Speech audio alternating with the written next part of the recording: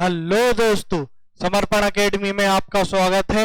मैं विवेक जैन आज आपके सामने प्रस्तुति लेके आया हूं। क्या है जो आज अपन ने मानसून सेशन चालू किया है, इसमें करीब अपने 6 से 7 वीडियो हो गए हैं। 6 वीडियो हो चुके हैं कंप्लीट। ये है अपना 7वां वीडियो।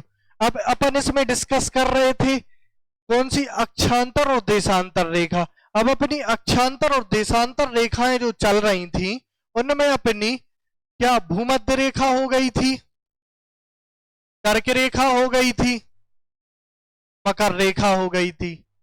अब अपन के लिए डिस्कस करना है आर्कटिक वृत्त कि आर्कटिक वृत्त क्या है, इस पे से कितने देश गुजरते हैं, कितने महासागर गुजरते हैं। इस वीडियो में अपन उसके लिए डिस्कस करेंगे। ठीक है, अब अपन चलते हैं इसके आगे। देखो अब क्या है कि आर्कटिक वृत्त, आर्कटिक वृत्त है अपना, ये है अपनी भूमध्य रेखा, ये है अपनी भूमध्य रेखा। ठीक है, 0 डिग्री। अब इससे उत्तर में 66.5 डिग्री पर जो वृत्त है उसके लिए अपन आर्कटिक वृत्त बोलते हैं।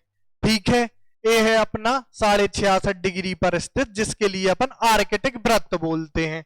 ठीक है, ये उत्तरी वृत्त है जो कि 66.5 डिग्री पर स्थित है। ठीक है, अब इस पे से कितने महाद्वीप गुजरते हैं तो देखो अपना नॉर्थ अमेरिका अर्थात उत्तर अमेरिका गुजर रहा है, इस पे से यूरोप गुजर रहा है, एशिया गुजर रहा है। ठीक है, तो अपने आर्कटिक वृत्त पर 3 महाद्वीप गुजरते हैं। पहला अपना एशिया, ठीक है, पहला अपना एशिया, दूसरा अपना यूरोप, तीसरा अपना उत्तर अमेरिका। बाकी हमने आपके लिए इधर भी दिखा दिया है इसकी इमेज के माध्यम से। देखो आप, ये हो गया अपना नॉर्थ अमेरिका अर्थात उत्तर अमेरिका, ये हो गया अपना यूरोप और ये हो गया अपना एशिया। ये है क्या, 3 महाद्वीप हैं। क्या है, महाद्वीप, जो कि अपने आर्कटिक वृत्त के ऊपर से गुजरते हैं। ठीक है, अब इसकी लंबाई कितनी है। अब क्या है, अपन लंबाई को साथ में लेके चल रहे हैं। जब अपन ने कर्क रेखा डिस्कस की थी तो उसकी लंबाई डिस्कस की थी, मकर रेखा डिस्कस की थी तो उसकी लंबाई डिस्कस की थी। अब क्या है कि वनडे एग्जाम में लंबाई क्या है, रेखा की लंबाई के क्वेश्चन बन जाते हैं। तो इसकी लंबाई है अपनी 17,686 किलोमीटर।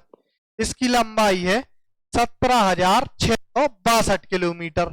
ठीक है, किसकी लंबाई, आर्कटिक वृत्त की लंबाई, आर्कटिक वृत्त की लंबाई है 17,662 किलोमीटर।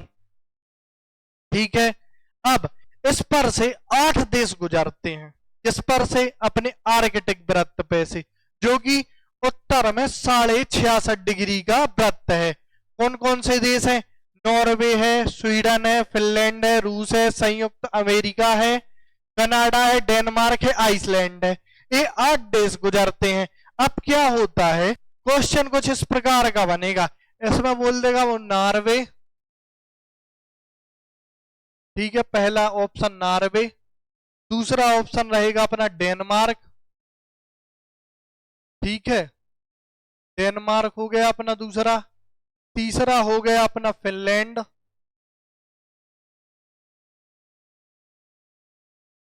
चौथा हो गया अपना कौन सा देख ले, यूक्रेन। अब वो ये बोलेगा क्वेश्चन कि आर्कटिक वृत्त पर से इनमें से कौन सा देश नहीं गुजरता है। तो देखो, नॉर्वे गुजरता है अपना, फिनलैंड भी गुजरता है, डेनमार्क भी गुजरता है, यूक्रेन नहीं गुजरता है। तो इसका आंसर क्या होगा, यूक्रेन होगा। ठीक है, क्वेश्चन कुछ इस प्रकार का बनेगा इसमें। बाकी 8 देश हो गए, नॉर्वे हो गया, स्वीडन हो गया, फिनलैंड हो गया, रूस हो गया, संयुक्त राज्य अमेरिका हो गया, कनाडा हो गया, डेनमार्क हो गया, आइसलैंड हो गया। ठीक है, आर्कटिक वृत्त के बारे में आपके लिए बात समझ में आ गई होगी। बाकी क्या है कि ग्रेट बियर एक झील है जो कि अपनी आर्कटिक सर्कल पर है। देखो ये है अपनी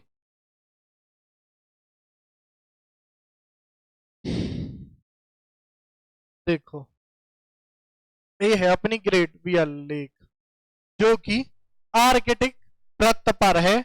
तो कुछ इस प्रकार का क्वेश्चन बन जाता है कि ग्रेट बियर मतलब कौन सी झील आर्कटिक वृत्त से होकर गुजरती है, मतलब झील के ऊपर से आर्कटिक वृत्त होकर गुजरता है, तो वो है अपनी, ठीक है, सुपीरियर झील, ग्रेट बियर झील, ग्रेट बियर झील, ठीक है, ग्रेट बियर झील है जो कि अपने। अब क्या होता है कि कर्क रेखा, भूमध्य रेखा, मकर रेखा, इन पर से सूर्य का प्रकाश लंबवत पड़ता है। अब इसके ऊपर आर्कटिक और अंटार्कटिक, यहां पे क्या है कि सूर्य की रोशनी तिरछी पड़ती है, सूर्य की रोशनी तिरछी पड़ेगी, इस वजह से यह इलाका ठंडा इलाका रहता है, ठीक है, यहाँ का इलाका ठंडा रहेगा। अब आते हैं अपन किस पे, बाकी ये सब लिखाइए। ग्रेट बियर झील इस पर से होकर गुजरती है, सूर्य की किरणें तिरछी पड़ती हैं, इसलिए यहाँ पे अत्यधिक ठंडी रहती है, ठीक है। बाकी देश के नाम लिखे हैं, America, Alaska, Canada, Greenland, Sweden, Finland इत्यादि इस पर से गुजरते हैं, ठीक है। बाकी ये सब कुछ लिखाइए, आपके लिए पीपीटी मिल जाएगी। अब सेकंड नंबर पे अपनी अंटार्कटिक वृत्त, कौन सी, अंटार्कटिक वृत्त। अभी अपन ने आर्कटिक डिस्कस की है, अब अपन कर रहे हैं अंटार्कटिक डिस्कस। आर्कटिक है ऊपर, ये है अपनी आर्कटिक जो है कि ऊपर, ठीक है। अंटार्कटिक अपनी ये है, अंटार्कटिक वृत्त अपनी ये है, ठीक है। ये समझ में आ गया, ये भूमध्य हो गया, कर्क हो गया, मकर रेखा हो गई, ठीक है। अब क्या है कि ए है अपना भूमध्य रेखा 0 डिग्री। अब इसके दक्षिण में स्थित 86.5 डिग्री का वृत्त कहलाता है अपना दक्षिणी, 66.5 डिग्री दक्षिणी वृत्त है, ठीक है। सूर्य का प्रकाश यहाँ पर भी तिरछा पड़ेगा, जिससे यहाँ शीतलता रहेगी, शीतलता रहेगी तो बर्फ जमेगी, ठीक है। लंबाई उसकी भी 17,662 किलोमीटर थी, इसकी भी थी। अब क्या है कि अपनी पृथ्वी जियोड है, तो यहाँ पे अगर अपन देखेंगे 66.5, यहाँ का 66.5 बराबर रहेगा, तो इन दोनों की लंबाई भी बराबर है। और ये अपनी अंटार्कटिका महाद्वीप से होकर गुजरती है। हमने आपके लिए पहले वीडियो में बताया था, कौन सा, अंटार्कटिका महाद्वीप। अंटार्कटिका महाद्वीप में कोई भी मानव नहीं रहता है, ठीक है। यह महाद्वीप वैज्ञानिकों के लिए समर्पित महाद्वीप है, ठीक है। और यहाँ पे अपने भारत की भी वैज्ञानिक मतलब टीम है जो कि वहां पे रिसर्च कर रही हैं। हम आशा करेंगे कि आप उसका नाम हमारे लिए कमेंट बॉक्स में बताएंगे, नहीं तो कल के वीडियो में हम आपके लिए 2 नाम बताएंगे जो कि यहाँ पे अपनी रिसर्च कर रहे हैं वैज्ञानिक, ठीक है।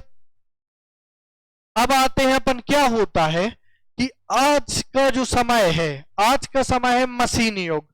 मशीन युग से इंजन युग मान लो, मशीन युग मान लो, मतलब कोई भी चीज करना है मिनटों में होगी। गर्मी लग रहा, पंखा चला लिया, गर्मी शांत, एसी चला लिया, गर्मी शांत, मतलब छोटी सी सुई से लेकर बड़ी बड़ी मशीन तक पे हम आज आश्रित हो गए हैं।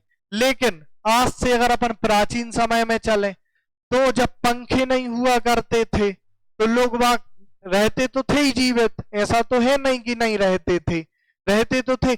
अब हम ये बात आपके लिए क्यों बता रहे हैं, हम ये बात आपके लिए इसलिए बता रहे हैं, क्या है कि ये अपनी जो भूमध्य रेखा है, देखो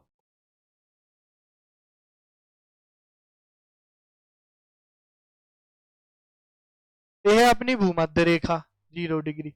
अब इसके उत्तर में 30 डिग्री, दक्षिण में 30 डिग्री। यहां पे क्या होता है कि यहां पे तापमान असमान रहता है, ठीक है। तापमान असमान रहने की वजह से यहाँ पे हवाएं स्थित हो जाती हैं, मतलब हवाएं कम चलती हैं।